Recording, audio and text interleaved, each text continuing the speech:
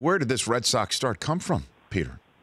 Well, I mean, it started off with the base of the starting pitching. I mean, when you've got two Cy Young Award winners plus Rich Sale, when you've got Sale, who, is in the top, he and Kluber are probably the two best pitchers in the league. They have a lot of really good young players. They had down years last year. A lot of them, Bogarts was hurt. Betts was hurt. Never said anything. Still played 155 games. But plus, by adding J.D. Martinez, and they brought Rafael Devers up for the last 2 months last year. He's going to be, unless something happens, so he's going to be a 40, 50 home run hitter in time. He's only 21 years old now.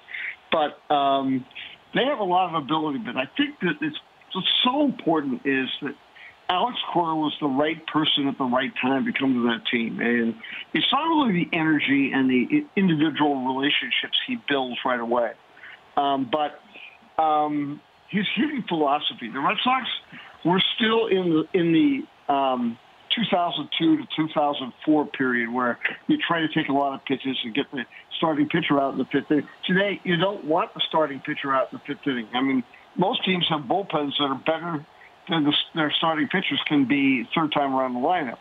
And the idea is, plus, guys today can all hit. 96 is not that big a deal. Like somebody throws 96, that's fine. Where does he throw it? What does he add to that? And these kids today are coming up again in showcases. They're not hitting against pitchers who can actually pitch. The whole idea is, what does it say on the radar gun? And that's where they're brought up. And kids are brought up to hit that way. People hit fastballs, and the Red Sox have changed rather than trying to go deep in the counts. They go up to the plate, hunting fastballs and hitting them, just the way the Astros did last year, where Cora worked. And it's really worked. I mean, Mookie Betts has been, as George Springer was the alpha dog for the Astros, Mookie Betts is even more the alpha dog for the Red Sox, because Mookie, he and Mike Trout are the two best players in the league. And because Betts does every single thing. I mean, not only is he number one in WAR, all the statistical things, he is, he has 64 defensive runs saved over the last 3 years.